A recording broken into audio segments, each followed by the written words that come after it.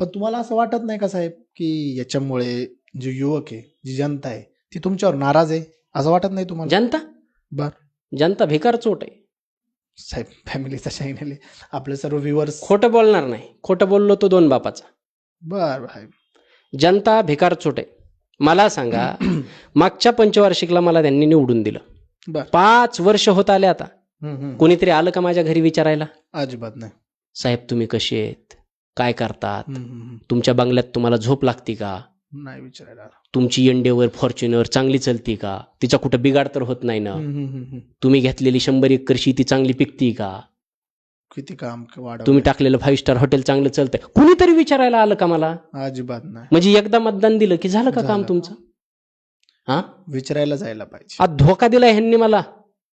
एकदा मतदान द्यायचं, पुन्हा गायब व्हायचं. बर, आम्ही कुणाकडे बघायचं? पण आम्ही विसरत नाही ह्यांना. आता 5 वर्ष झाल्यावर मी पुन्हा त्यांच्या घरी जाणार.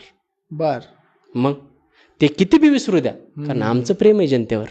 आम्ही पुन्हा त्यांच्या घरी जाणार, पण खाली हात जाणार नाही. यावेळेस मात्र 2000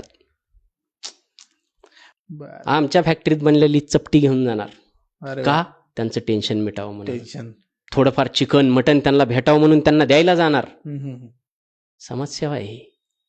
आणि त्याच पुण्याच्या जीवावर तर आम्ही आता निवडून आलेलो आहे. इथून पुढे निवडून येऊ.